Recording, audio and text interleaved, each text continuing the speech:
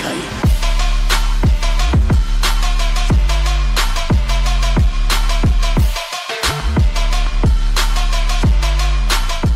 Makalipas ng ilang minuto sa gitna ng karagatan habang patuloy na naglalayag ang isang barko, sa itaas nito ay makikita natin na nasusuka si Debo kaya natanong ni Miner kung ano ang problema nito at kung bakit siya palaging nalulula sa dagat kahit na hindi naman ito nagkakaproblema pag nakasakay sa barko ng Nautilus. Siya ay sinagot ni Debo na ito ay hindi niya rin alam at marahil marami lang siyang nainom kagabi. Kasunod nito ay ang pagtatanong niya sa kanyang mga kasamahan kung sila bang lahat ay maayos lang at hindi nagkakaroon ng problema. Ngunit dahil pansin nito ang apat niyang kasamahan na nakatuon sa kanya na hindi umiimik, napamura si Debo at nagsaad na bahala sila at wag lang siya ng mga itong hindi pansinin. Tinukso naman siya ni Miner sa pagsasabi na siya ay kumikilos ng mahina pagkatapos lamang ng kaunting inumin at natanong kung ang kanila bang maliit na sanggol ay nahihirapan.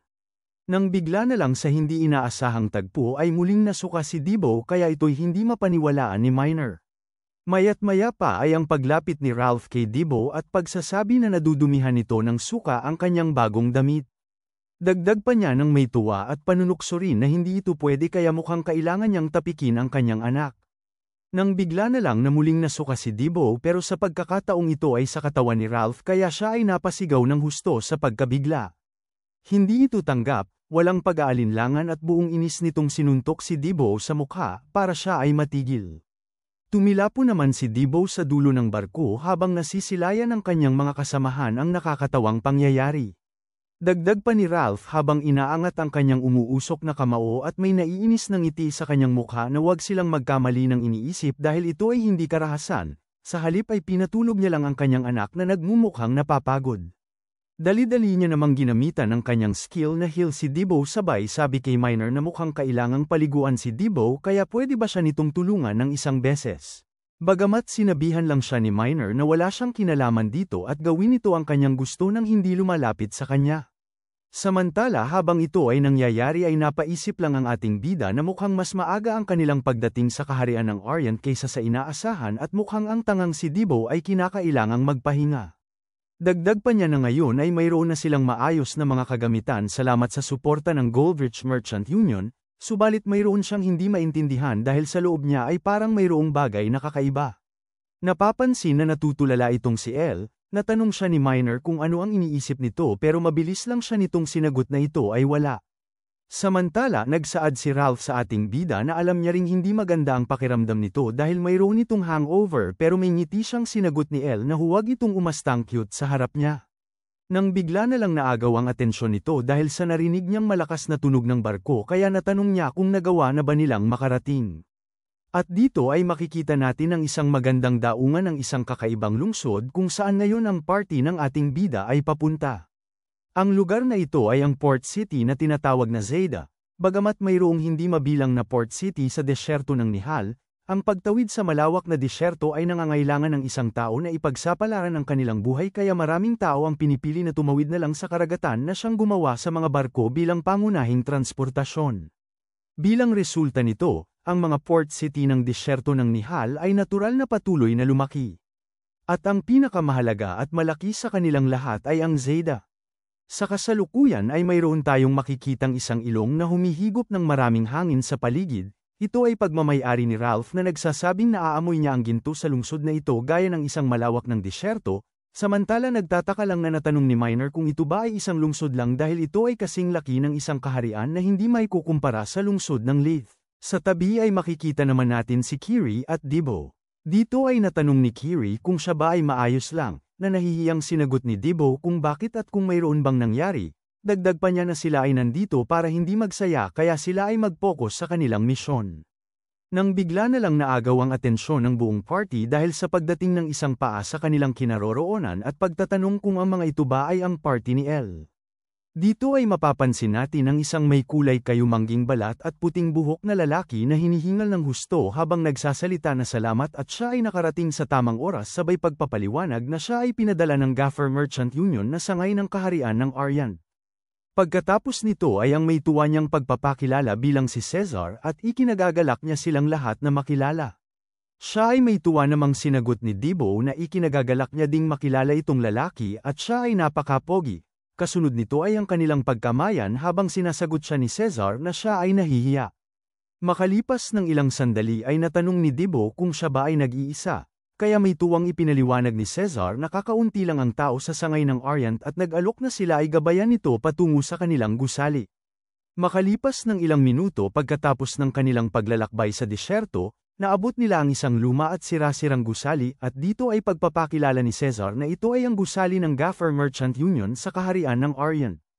Hindi inaasahan itong anyo ng gusali, tumingin sa paligid si Dibo at nagtanong kung ito ba ay totoo dahil mukhang hindi ito gusali ng isang merchant union, samantala si Ralph ay nagsabi na ito ay nakakadismaya. Dahil sa naging pahayag ng dalawa ay napaupo si Cesar at nanghingi ng patawad dahil ang kanilang sangay ay napakaliit, kaya natatarantang iginiit ni Dibo na hindi ganito ang ibig niyang sabihin. Kasunod nito ay ang pagpunta niya sa harapan at pagbukas ng kurtina ng gusali upang pumasok habang nagsasabi na dahil napakainit sa labas ay tumungo sila sa loob. Ngunit hindi pa man siya nakakapasok ay bumungad sa kanyang harapan ang isang may malaking pangangatawan na matandang lalaki na mariin siyang tinitingnan. Napansin itong misteryosong lalaki, napatingala at nagulat si Dibo dahil sa laki nito. Ang matandang lalaking ito ay ang branch manager ng Gaffer Merchant Union na si Salaman, na naiinis na nagtatanong kung sino ang mga batang ito. Ipinaliwanag ni Cesar na ito ay ang party ni El galing sa isla ng Victoria, at kaagad na nagpakilala ang ating bida na si El. Ganoon din si Salaman kasabay na nadidismayang nagsaad na itong ating bida ay nagmumukhang mahina hindi kagaya ng sa mga tsismis. Pinatahan naman ni Cesar ang branch manager sa pagsasabi na itong mga tao ay mismong pinili ng kanilang pinagsisilbihan na si Gaffer at pinaalala sa kanya na maging magalang sa kanila.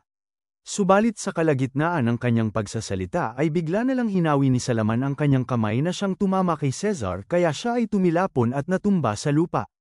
Dali-dali namang pumunta si Dibo sa lalaki at tinanong kung siya ba ay maayos lang. Kasunod nito ay ang pagtawag nito sa atensyon ni Salaman sa pagtatanong kung ano ang ibig nitong sabihin, subalit napamura lang itong branch manager at natanong kung naiintindihan ba ni Gaffer ang mga nangyayari dito at kung saan niya nakuha ang mga batang ito. Dagdag pa niya habang nagpapalabas ng nakakatakot na mukha na hindi siya nagtitiwala sa mga bagay na hindi niya mismong nakita kahit pa na sila ay inirekomenda mismo ni Gaffer. Tanong pa niya kung iniisip ba ng mga ito na ang mga sutil na bata galing sa maliit na isla ng Victoria ay magkakaroon ng halaga sa kaharian ng Orient. Sa inis dahil sa mga sinabi nito ay napatayo si Dibo, sabay sabi kung bakit hindi na lang nito tingnan kung bakit sila ang pinili.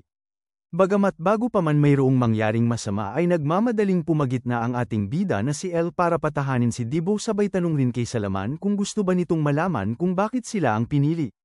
Kaya nagsaad itong branch manager na susuriin niya ang mga abilidad ng mga ito at pagkatapos sila ay mag-uusap, wika pa niya na makinig silang mabuti dahil mayroong isang gate na kulay dilaw, ang pwedeng pumasok na tao ay 28 at ito ay mayroong 3 scars.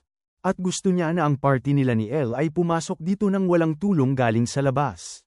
Dahil sa alok nito ay nagugulat na nagsaad si Cesar na hindi ito kayang matapos ng party ni El nang sila lamang. Bagamat pinagsabihan siya ni Salaman na manahimik at iginiit na kung hindi nila ito makakaya ay magiging sagabal lang sila di kalaunan. Sinubukan namang magbigay rason ni Cesar pero bigla na lang sumingit si El sa pagtatanong kung ganoon lang ba ang kondisyon ng branch manager. Dahil sa hindi inaasahang naging tugon nito ay nagulat si Salaman at natanong kung ano ang kanyang sinabi. Mariin namang lumapit si El sa kanya at nagsaad na tinatanong niya kung ganito lang ba ang bagay na kanyang hinihingi. Kaya napatanong si Salaman kung malaki ba ang tiwala nito sa kanyang sarili at nagdagdag pa ng kondisyon na kailangan nila itong matapos sa 1 linggo. Nagugulat at naiinis namang napasabi si Kiri na ito'y napakabastos dahil biglaan lang itong nagbigay ng pagsubok at nagbigay lamang ng 1 linggo para ito'y matapos. Samantala napasabi lang si Salaman na ito ay isang interesadong pamamaraan sa pagsasabi na hindi sila pumapayag sa trabaho at natanong kung sila ba ay natatakot. Ngunit nagsaad si El na kanya ng oras para magbigay din ng kondisyon.